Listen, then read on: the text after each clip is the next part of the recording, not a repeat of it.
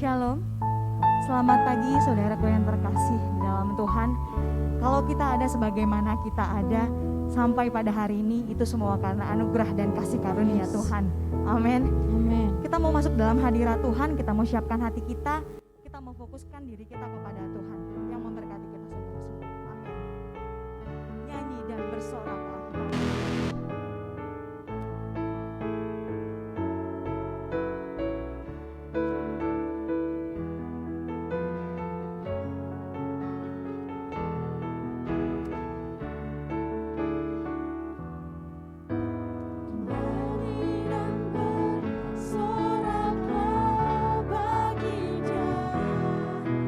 Pujian, hormat, kuasa bagi Raja.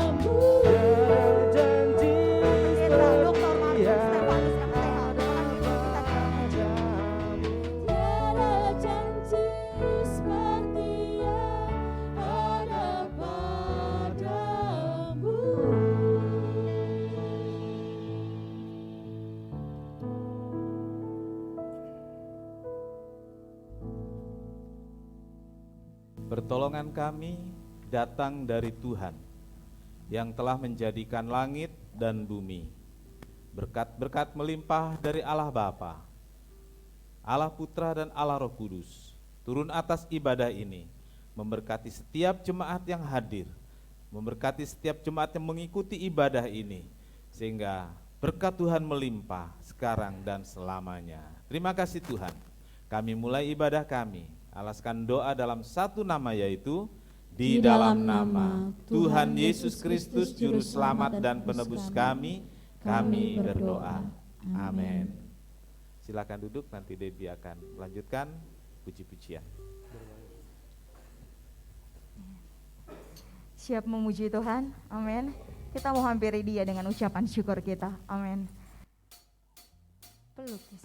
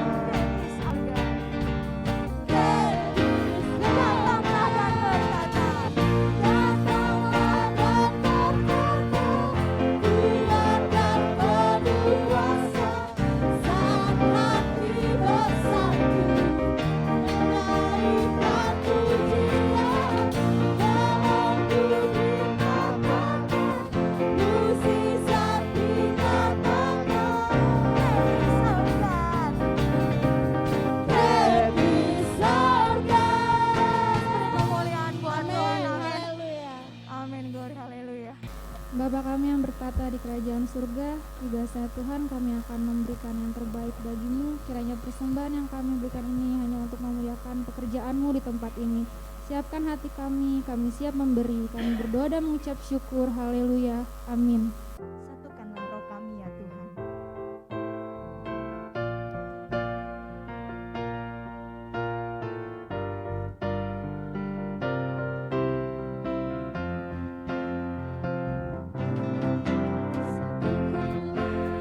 Roh kami ya Tuhan.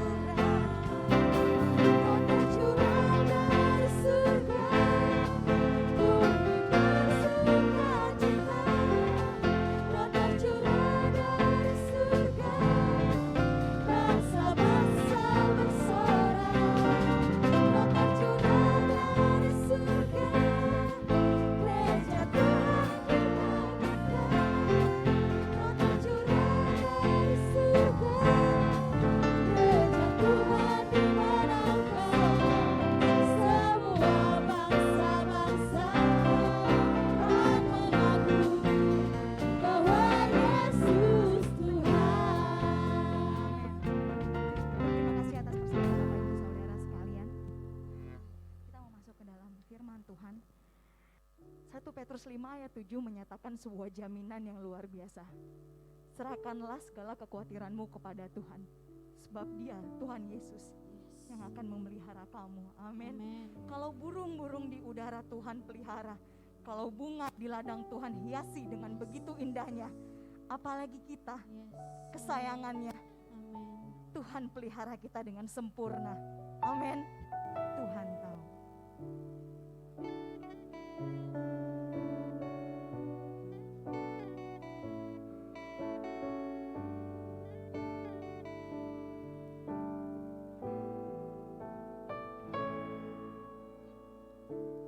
Perhatikanlah bunga bakung di ladang, Tuhan hiasi tanpa bekerja. Apalagi kita orang percaya, Tuhan pelihara, Tuhan cukupkan. Perhatikan burung-burung di udara, Tuhan beri makan tanpa bekerja. Apalagi kita kesayangannya, Tuhan pelihara, Tuhan sediakan. Saat kau perlu Tuhan tahu, saat kau minta Tuhan dengar, saat percaya Tuhan bekerja. Saat menangis Tuhan tahu, saat berdoa Tuhan dengar, saat bersyukur Tuhan berkati. Amin. Haleluya. Kita menaikkan pujian ini bersama-sama. Perhatikanlah bunga bakung di ladang. Perhatikanlah bunga bakung di ladang, Tuhan hiasi tanpa bekerja. Apalagi kita orang percaya, Tuhan pelihara, Tuhan cukupkan. Perhatikan burung-burung di udara, Tuhan beri makan tanpa bekerja. Apalagi kita kesayangannya, Tuhan pelihara, Tuhan sediakan. Saat kau perlu Tuhan tahu, saat kau minta Tuhan dengar, saat percaya Tuhan bekerja.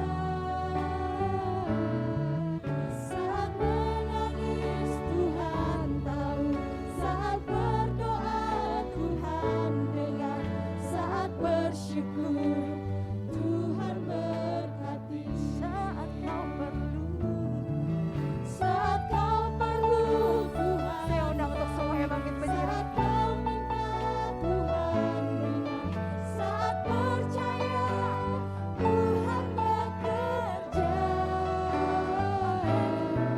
Saat menangis Tuhan tahu, saat berdoa Tuhan dengar, saat bersyukur Tuhan berkati.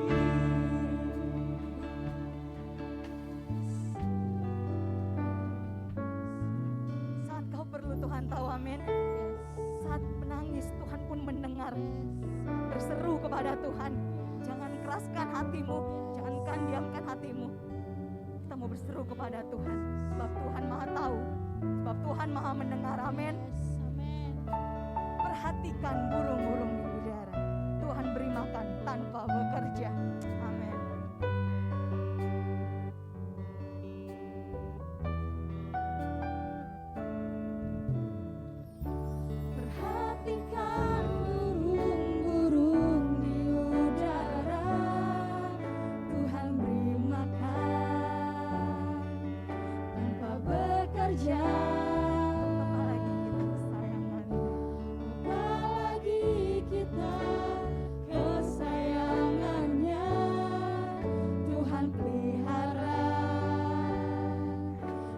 sediakan.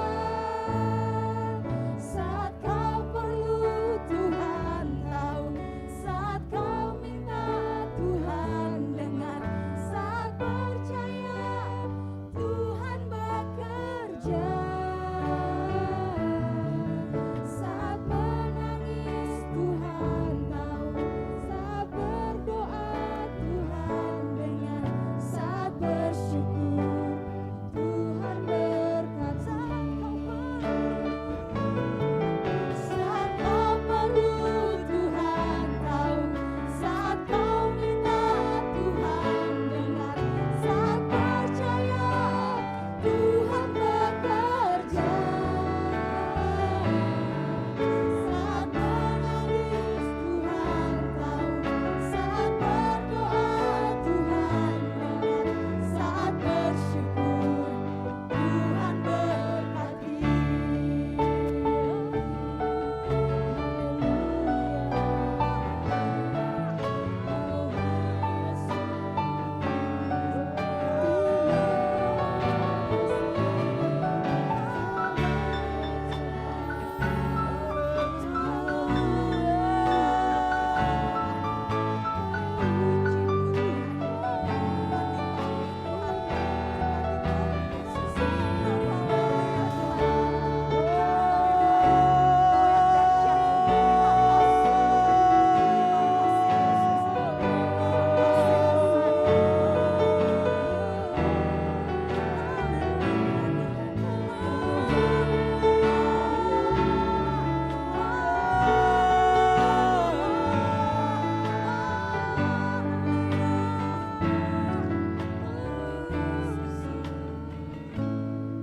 Saat kau perlu Tuhan tahu, saat kau minta Tuhan dengar, saat percaya Tuhan bekerja.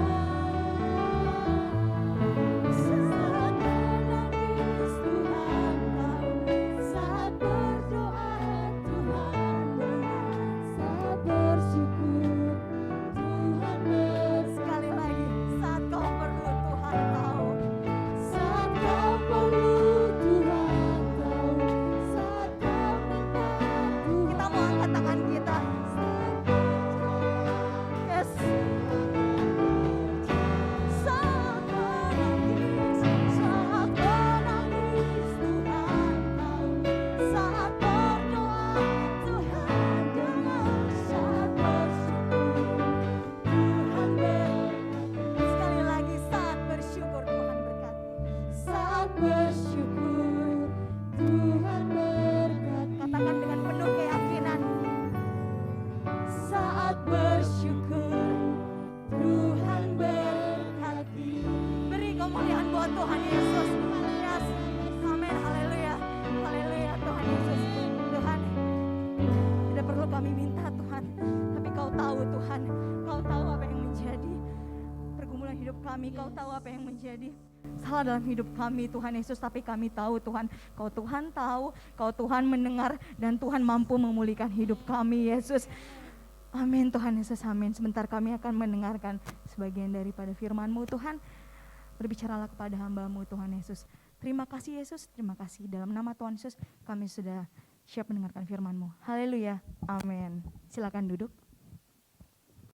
Selamat pagi Bapak Ibu Saudara. Apa kabar?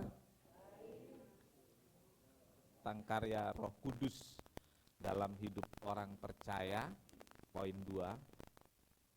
Kemarin kita sampai pada poin 1. Kita membaca bersama dalam Kisah 1 ayat 8. Kisah 1 ayat 8. Tetapi kamu akan menerima kuasa kalau Roh Kudus turun ke atas kamu, dan kamu akan menjadi saksiku di Yerusalem dan di seluruh Yudea dan Samaria dan sampai ke ujung-ujung bumi. Amin. Silakan duduk. Berbahagialah setiap orang yang telah mendengar, membaca, dan melakukan firman Tuhan. Tuhan Yesus memberkati. Bapak Ibu saudara-saudara yang kekasih di dalam Tuhan, tetapi kamu akan menerima kuasa. Kalau Roh Kudus turun, kamu akan menerima kuasa. Nah, kuasa apa saudaraku? Saudaraku, kalau di dalam pemerintahan, nah, siapa sekarang yang berkuasa? Oh, di negara itu si itu yang berkuasa, begitu ya. Dan kalau dia punya kuasa, dia punya pengaruh, dia punya keputusan, harus dipatuhi semua. Kalau Roh Kudus turun, kita menerima kuasa. Kita menerima kuasa. Nah, kuasa untuk apa? Hari ini saudaraku, kita akan berbicara tentang kuasa itu untuk apa? Kuasa itu untuk menang. Kuasa untuk menang dalam peperangan iman. Amin. Tuhan beri itu. Ya. Tuhan beri itu untuk kita. Satu kuasa agar kita bisa menang dalam menghadapi peperangan iman. Setiap orang tentu menghadapi peperangan imannya masing-masing dalam hidupnya. Bahkan Ayub berkata, saudaraku, tentang hal ini. Ya, setiap orang yang lahir dari perempuan akan mengalami kegelisahan, akan mengalami peperangan. Dan peperangan itu membuat orang gelisah. Peperangan itu membuat orang takut. Peperangan itu membuat orang tidak tenang dalam hidupnya. Saudaraku, baru ada perang di negara lain yang jauh di sana, kita juga jadi tidak tenang. Kita mulai takut. Apalagi jika sudah melibatkan negara-negara tertentu, kita sudah mulai berpikir, apakah ini akan menjadi perang dunia ketiga? Lalu Tuhan segera datang dan lain sebagainya.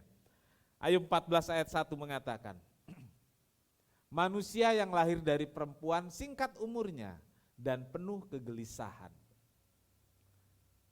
Dan penuh kegelisahan. Dalam terjemahan ini langsung pada akibatnya ditulis kegelisahan. Dalam terjemahan lain dikatakan peperangan. Ya. Jadi akibat dari peperangan itu hidup gelisah. Setiap orang yang lahir dari perempuan, ada yang lahir bukan dari perempuan? Mungkin ada yang dari pohon pisang. Kalau pohon pisang tumbuh namanya apa, saudaraku? Yang dari kampung sebutnya apa? Anak. Betul Pak Hibau? Anak. Iya, bukan tunas, ini bahasa kampung, saudaraku.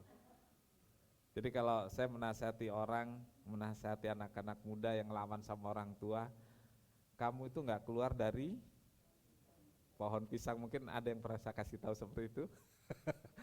Ya, kamu keluar dari rahim ibumu, bukan dari pohon pisang. Ya, mungkin kalau keluar dari pohon pisang dia bisa lupakan orang tuanya. Tapi setiap setiap orang yang lahir dari perempuan, dia akan mengalami kegelisahan, peperangan dalam hidupnya. Tetapi ada hal-hal yang di luar. Peperangan menghadapi kuasa kegelapan, peperangan menghadapi kuasa iblis, dengan berbagai tipu daya, dengan berbagai tipu muslihat. Iblis tidak datang bawa senjata langsung hadapi kita, enggak, saudaraku. Dia gunakan berbagai cara untuk bisa menjatuhkan kita.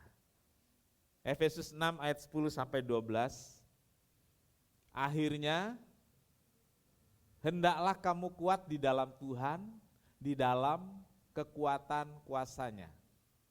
Kenakanlah seluruh perlengkapan senjata Allah, supaya kamu dapat bertahan melawan tipu muslihat iblis. Karena perjuangan kita bukanlah melawan darah dan daging, tetapi melawan pemerintah-pemerintah, melawan penguasa-penguasa, melawan penghulu-penghulu dunia yang gelap ini, melawan roh-roh jahat di udara. Saudaraku, inilah yang Paulus beritahukan pada kita. Ya, kita harus kuat di dalam Tuhan. Harus apa, saudaraku? Harus kuat. Bisa enggak kita kuat? Bisa. Karena Tuhan memberi kita kuasa. Ya. Hendaklah kamu kuat di dalam Tuhan. Tuhan beri kita kuasa. Dan Ayat kita tadi mengatakan bahwa Tuhan memberikan kepada kita perlengkapan senjata Allah. Ini saudaraku, perlengkapan senjata Allah. Nah, dengan perlengkapan inilah kita bisa kuat. Dengan perlengkapan ini kita bisa kuat. Kita bisa berani. Kita bisa berperang untuk mengalahkan musuh. Berani. Kita merasa kuat karena ada kuasa yang di dalam kita yang membuat kita kuat. Dan kekuatan dari Tuhan, perlengkapan senjata Allah ini membuat kita bisa mengalahkan musuh dari luar itu. Bentuknya macam-macam, saudaraku. Ada satu orang atau satu keluarga, dia diberi musuh kesulitan ekonomi. Udah kerja keras, banting tulang, kepala jadi kaki, kaki jadi kepala, katanya gitu ya. Tapi begitu-begitu saja, peperangannya ekonomi. Tapi herannya orang ini bisa kuat. Dia nggak banyak nuntut. Terus bilang, burung di udara, perhatikan burung-burung di udara, Tuhan pelihara. Berlebihankah orang itu? Tidak. Tapi bisa kuat, kenapa? Ya itu saudaraku, ada kuasa tadi. Ada orang yang dihadapkan pada sulitnya berada dalam lingkungan pekerjaan yang selalu mendiskreditkan, atau di dalam keluarga yang gelombangnya pasang surut. Ya, atau saudaraku, kita dihadapkan pada hal-hal yang lebih ekstrim. Ya. Narkoba. Sulit mengalahkan, ya kan? Sulit. Peperangan untuk itu, iblis bisa menggunakan berbagai macam cara. Tapi Tuhan kasih perlengkapan untuk kita supaya bisa menang. Saudara-saudara, perlengkapan kekuatan dalam Tuhan. Kita kuat dengan kuasa itu kalau kita berada di dalam Tuhan. Ini penting, saudaraku. Jadi jangan sudah diberi kuasa, diberi perlengkapan, tapi kita enggak hidup di dalam Tuhan. Kalah kita. Ya. Harus di dalam Tuhan. Jadi perlengkapan yang Tuhan berikan adalah kekuatan dari Roh Kudus yang bisa membuat kita kuat. Kuat selalu di dalam Tuhan. Kuat karena kita berada di dalam Tuhan. Dalam Zakaria 4 ayat 6, satu ayat yang terkenal, bukan kuat, bukan gagah, tapi semua hanya oleh Roh Tuhan. Maka berbicaralah, katanya, inilah firman Tuhan kepada Zerubabel bunyinya, bukan dengan keperkasaan dan bukan dengan kekuatan, melainkan dengan Rohku. Ku, huruf besar, kunya yang dimaksud Tuhan, karena di sini Tuhan yang berbicara.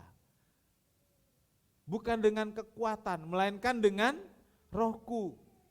Di dalam perjanjian baru, Rohku, Roh Tuhan adalah Roh Kudus. Kita bisa kuat. Kuat di dalam Roh Kudus. Kuat karena di dalam kita ada kuasa. Kuat karena di dalam kita ada sesuatu yang beda, yaitu Roh Kudus. Tuhan bilang roh yang di dalam kamu lebih besar. Amin. Roh yang di dalam kita lebih besar. Haleluya, haleluya.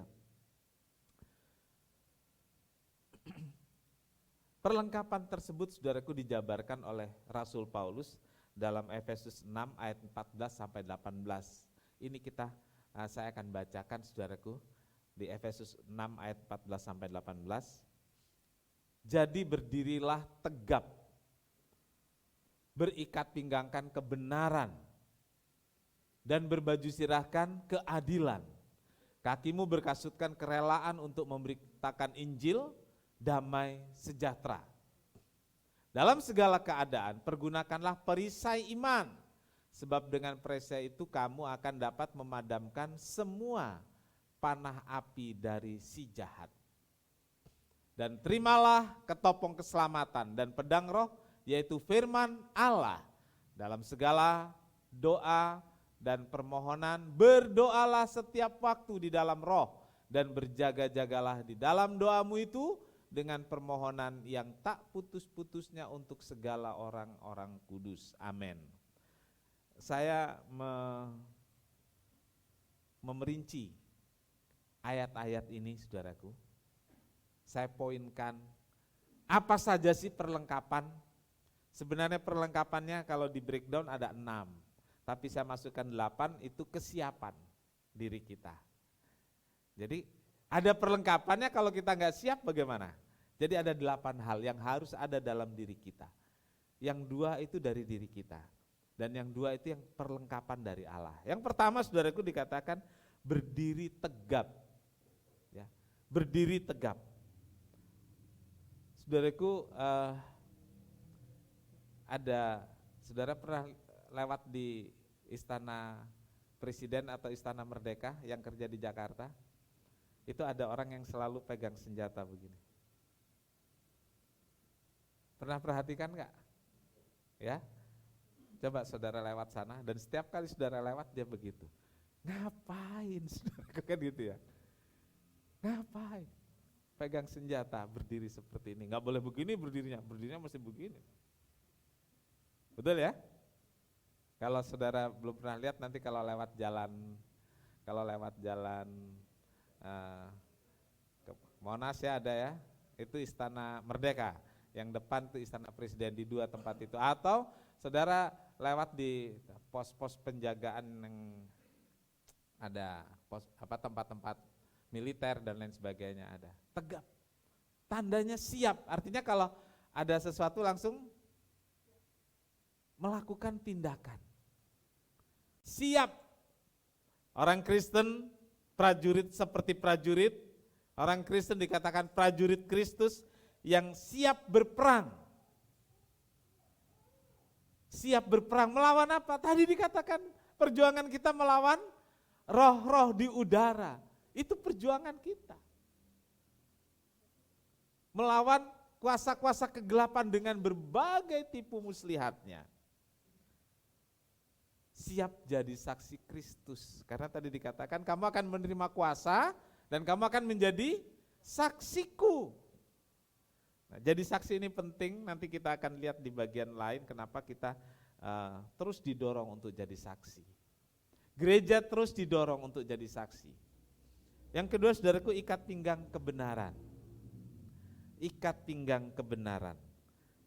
Jelas dikatakan ikat pinggangnya apa, saudaraku? Kebenaran. Ikat pinggangnya kebenaran.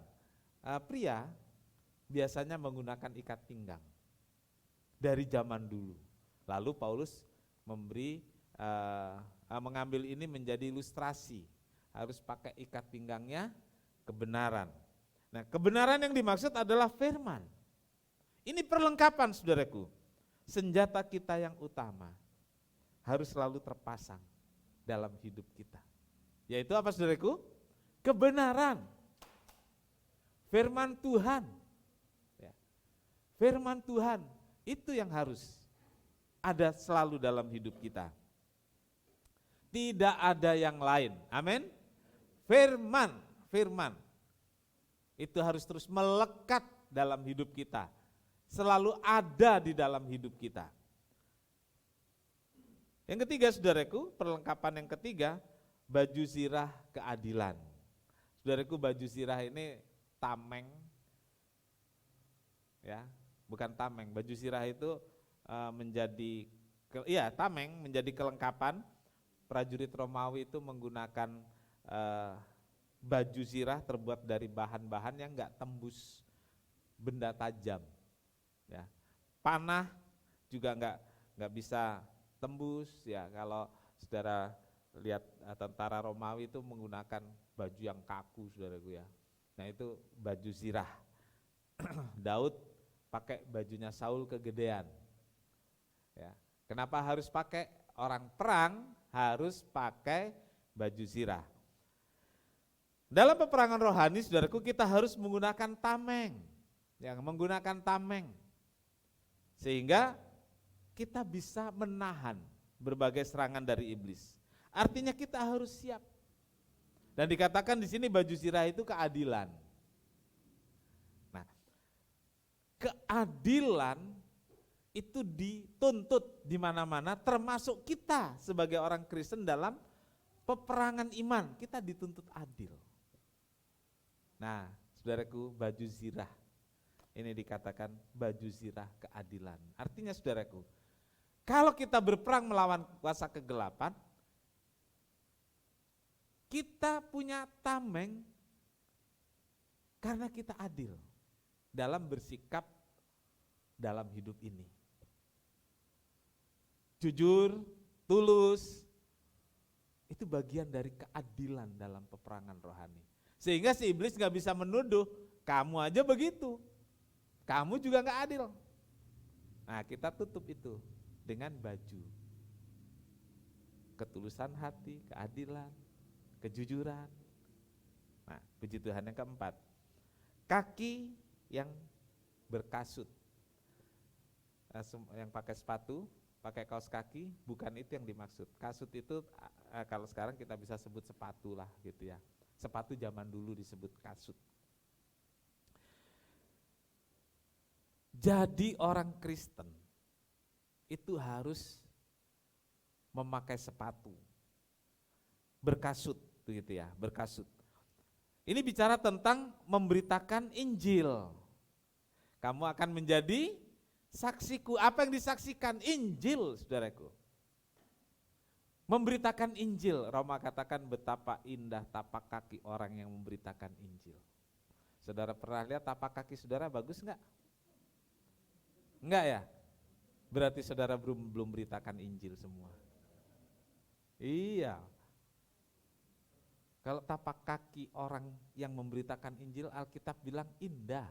Lah saudara yang dibikin indah tangannya doang kan ya, dikasih kutek, dirawat, kaki mana? Kaki ditutupin aja kan gitu ya. Tapak kaki orang yang memberitakan Injil indah. Karena itu kita harus beritakan Injil. Saudaraku, jadi orang Kristen bukan hanya mengerti firman dan menikmati berkat saja. Garis bawahi ini saudaraku. Jangan sekedar menikmati berkat saja atau mengerti firman. Itu belum lengkap. Perlengkapan senjata Allah adalah kasut untuk beritakan Injil. Hidup kita nggak bisa menang dengan hanya menikmati berkat dan ngerti firman. Enggak, saudaraku. Mengerti firman, diberkati, wah senang saudaraku. Alkitab masih meminta lebih, yaitu memberitakan Injil. Oh, saya kan jemaat biasa. Saudara punya keluarga, saudara punya tetangga, saudara bercerita tentang berkat yang saudara nikmati, siapa yang beri berkat, siapa yang sembuhkan, siapa yang tolong, itu bagian dari bersaksi. Ya, saya pergi ke berbagai tempat, beritakan Injil. Beritakan Injil. Nah, saudaraku, kalau pergi, saya ketemu orang-orang, saya melayani, beritakan Injil. Nah, saudara bisa dukung itu dengan apa yang saudara bisa perbuat. Sehingga Injil bisa sampai ke berbagai tempat. Lalu perisai iman yang kelima. Perisai itu alat untuk bertahan. Alat untuk bertahan. Ada serangan yang dahsyat dari si iblis. Jika kita memiliki perisai iman, maka perisai iman ini akan membuat anak panah. Ya, perisai itu dipegang begini saudaraku. Jadi ada anak panah yang diluncurkan iblis. Ada senjata iblis. Apakah itu trisula ataukah itu pedang, kita nggak mau tahu. Tapi kalau kita punya perisai iman, kita akan bisa menahan itu semua. Amin. Kita bisa tahan dengan perisai iman itu. Anak panah iblis kalau dia luncurkan nggak satu saudaraku, banyak. Artinya kesukaran, percobaan, masalah yang iblis kirim itu nggak satu, tapi banyak. Kita harus lihat, kita harus aku itu banyak. Tetapi dengan perisai iman, kita bisa mentahkan semua itu. Amin. Kita bisa tahan dan kita bisa kalahkan. Anak panah si iblis itu tidak akan menyentuh kita. Yes. Ya, kita nggak bisa dilukai kalau kita punya perisai iman. Yang keenam, saudaraku, kita membaca adanya ketopong keselamatan. Ketopong itu di kepala. Ini, saudaraku, mengandalkan pikiran Kristus. Ya, saya taruh dalam hati. Masa pikiran saja, mungkin ada yang mengatakan begitu. Tentu dari hati. Jadi mengandalkan Kristus dalam hati dan dalam pikiran. Seringkali si iblis itu kan membolak-balik firman, dia bolak-balik cerita. Ya. Jadi kalau iblis itu membolak-balik ke Hawa di Taman Eden juga firman dibalik.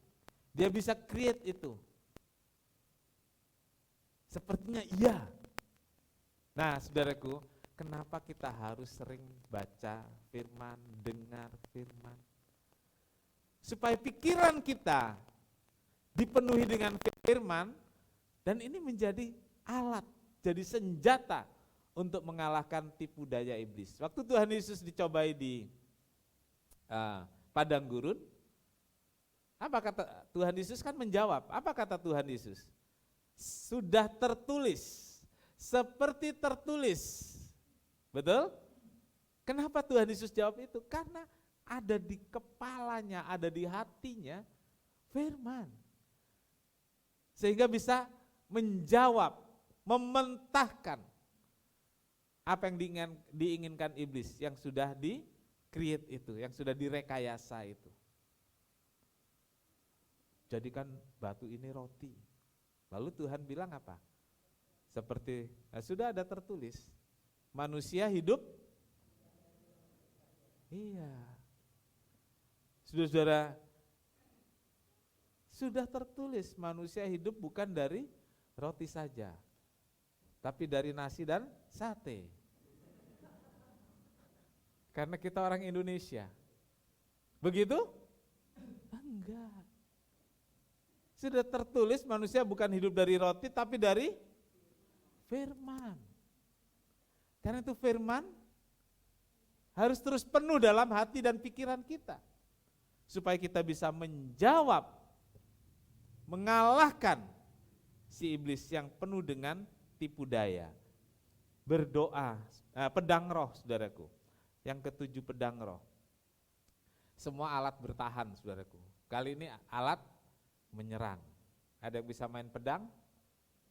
Enggak ada pedang untuk bertahan, pedang untuk menyerang. Ya.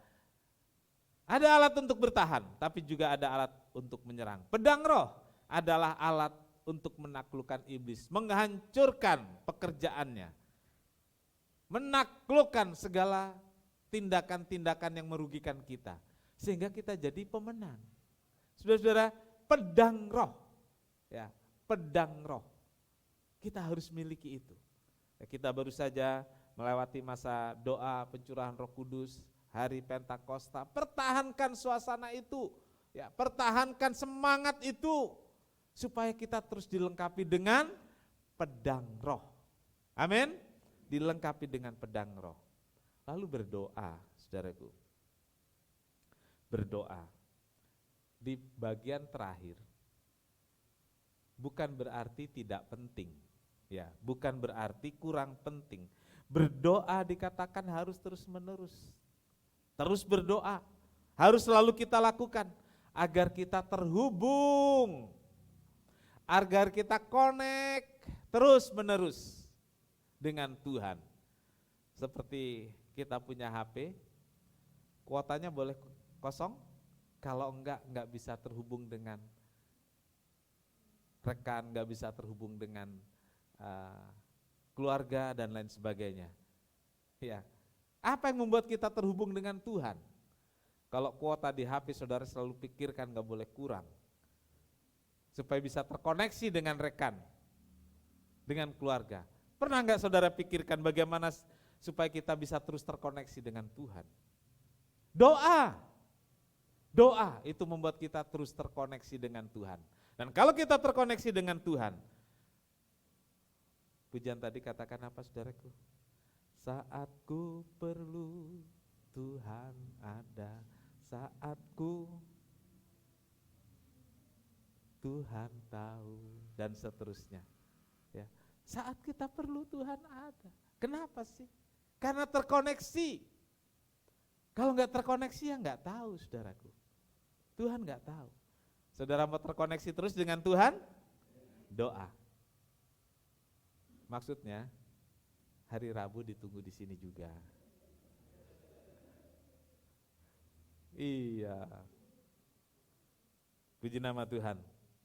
Jadi ada 8 poin di bagian kedua ini yang harus kita perhatikan supaya kita lengkap.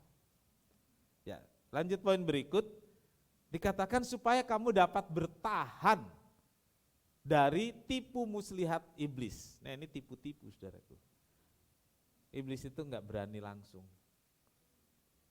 Dia pakai berbagai cara. Yang berhadapan langsung tuh kalau orang dirasuk setan tuh kita hadapi langsung tuh. Dan iblis selalu kalah saudaraku. Selalu kalah, amin. Kita punya pengalaman itu, iblis selalu kalah. Nah dia pakai berbagai cara. Dia bujuk, dia rayu dan lain sebagainya. Alkitab mengatakan yang kita hadapi roh-roh di udara. Bukan hanya punya kuasa tapi punya kekuatan yang besar. Bukan hanya punya kekuatan yang besar tapi licik. Apa saudaraku? Licik, iblis itu licik. Jadi kata-kata tipu muslihat ini bisa berarti bahwa iblis itu menggunakan segala cara untuk mencapai tujuan atau keinginannya. Orang bilang menggunakan segala cara untuk menghalalkan segala cara untuk mencapai tujuan. Paham itu saudaraku? Nah artinya begini saudaraku, jika ada orang yang menggunakan segala cara untuk mencapai keinginannya, menghalalkan segala cara untuk mencapai tujuannya, orang tersebut sudah ditaklukkan. Ya, orang tersebut sudah ditaklukkan oleh tipu muslihat iblis. Jangan heran, saudaraku, ada banyak orang yang lanjut terus dalam kesalahannya dan menghalalkan segala cara untuk mencapai keinginannya sebab mereka sudah ditaklukkan, pikirannya ditaklukkan, hatinya sudah ditaklukkan oleh tipu muslihat iblis. 2 Korintus 11 ayat 14 saudaraku. Ini harus kita ketahui. 2 Korintus 11 ayat 14. Hal itu tidak usah mengherankan sebab iblis pun menyamar sebagai malaikat terang. Ya. Iblis kalau datang dia dengan badan hitam, besar, rambut berbulu, jelas-jelas. Orang Kristen kalau tahu itu, dia langsung dalam nama Yesus, ambil salib, ambil garam, ambil minyak urapan. Diperlengkapi senjata Allah atau senjata ngawur itu saudara. Iya. Kalau iblis datang dengan sosok seperti itu, wah gampang dilawan. Kalau ke para ibu-ibu dia datang dengan itu, yang tadi tuh besar, tinggi, hitam, berbulu gitu, lari ibu-ibu. Kalau ke yang bapak-bapak, rambut panjang, baju putih, lari mendekat bapak-bapak.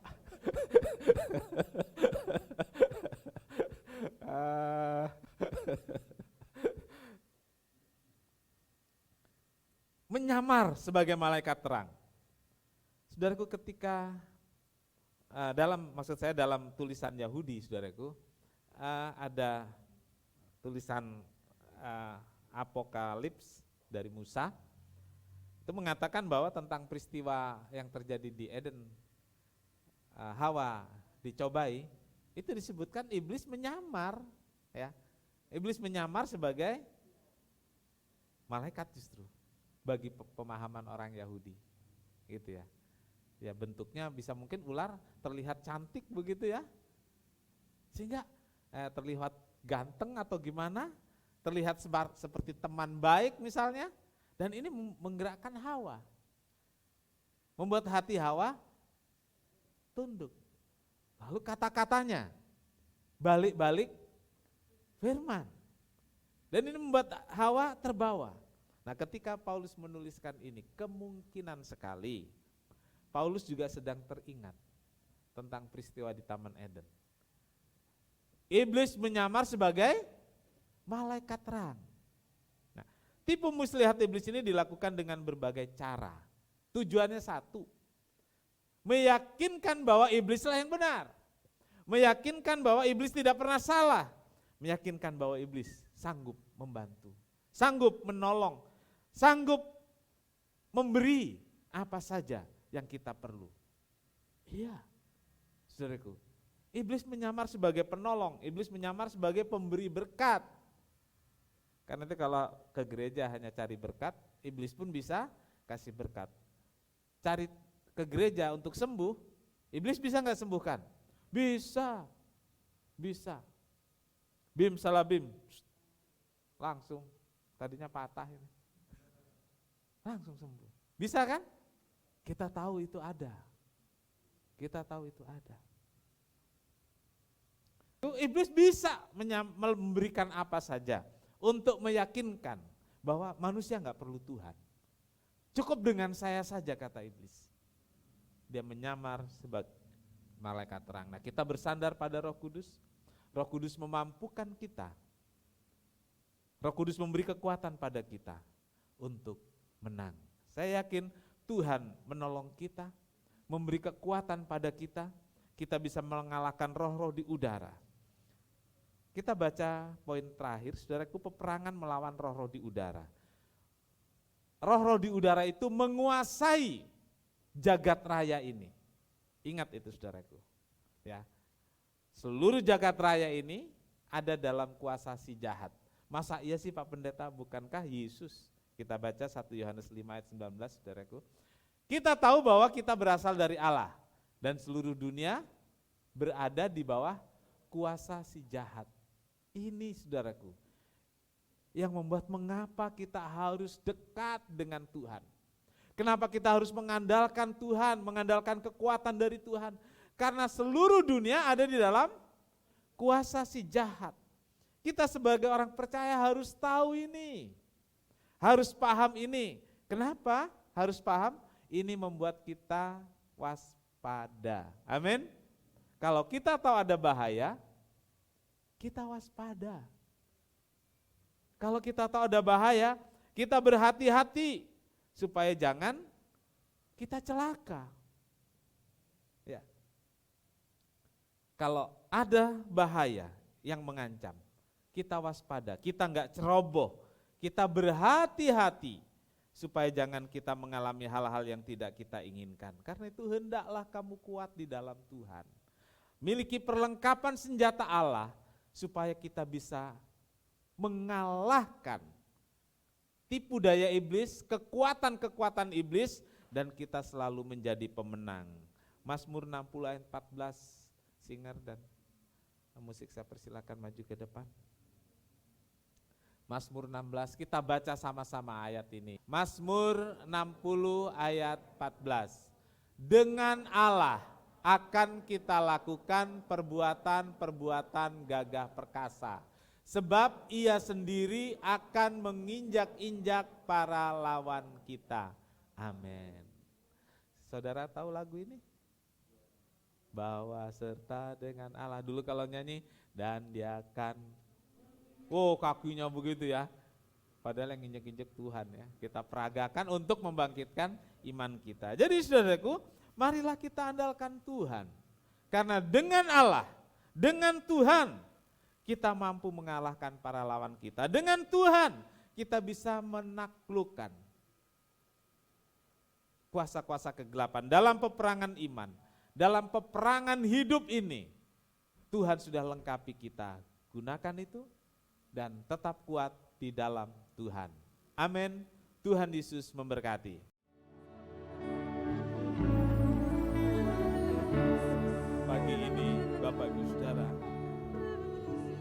ada saudara yang sudah benar-benar tidak mampu menghadapi peperangan ini. Sudah lelah, sudah capek, gak mampu lagi. Dengarkan baik-baik firman Tuhan katakan, hendaklah kamu kuat di dalam Tuhan. Dan Tuhan memperlengkapi saudara dengan kuasa, dengan Roh Kudus. Sehingga kita bisa melakukan perlawanan di dalam Tuhan, bersama Tuhan.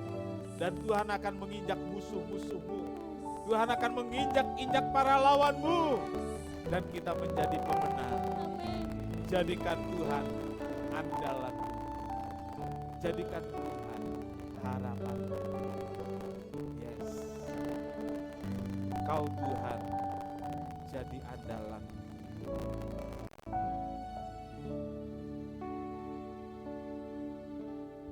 Kau Tuhan jadi andalanku. Hanya Kau Tuhan yang ku percaya. Di saat aku sudah tak mampu, hanya Yesus sanggup melaku. Aku percaya, aku percaya ada mukjizat. Amin. Aku percaya Tuhanku dahsyat, perbuatan ajaib telah dikerjakannya. Aku percaya.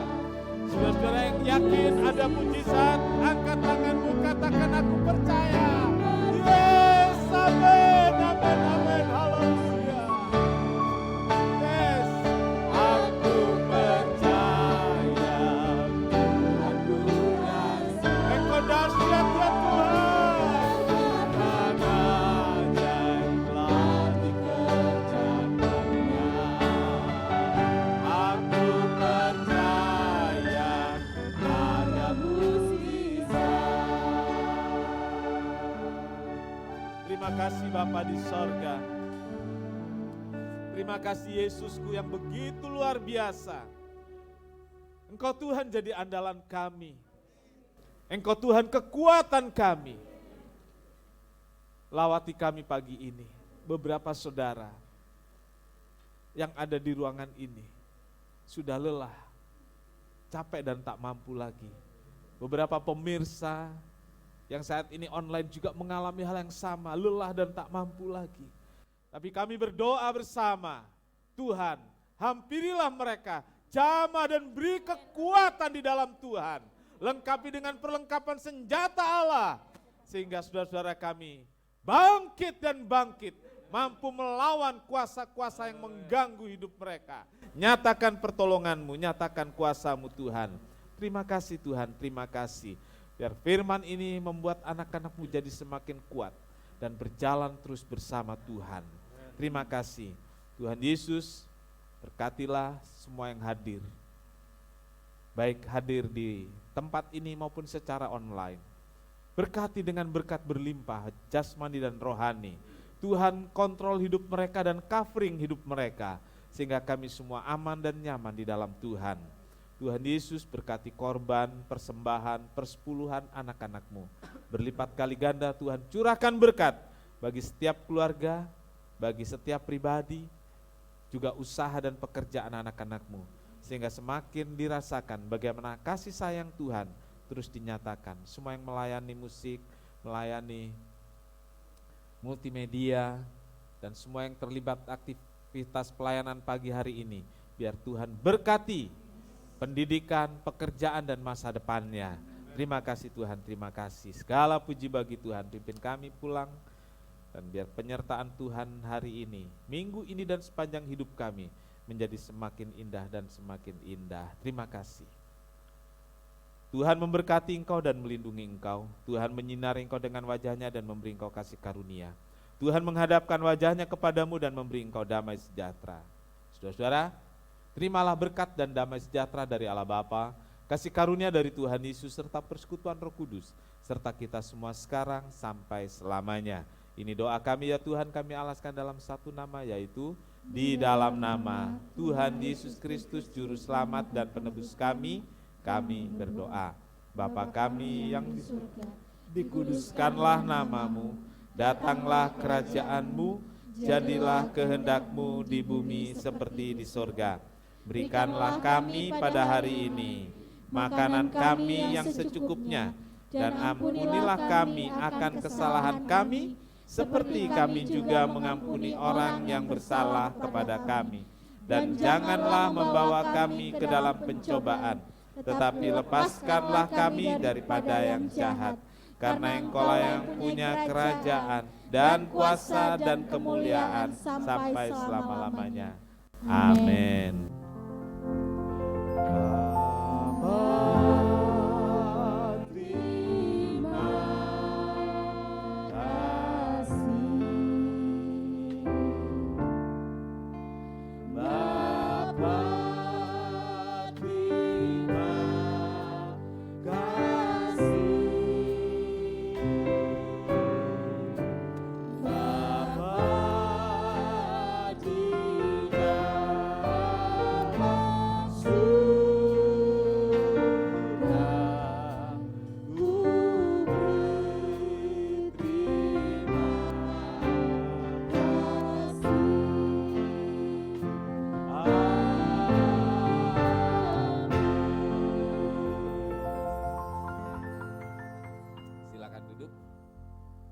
Sekian kebaktian, Tuhan Yesus memberkati.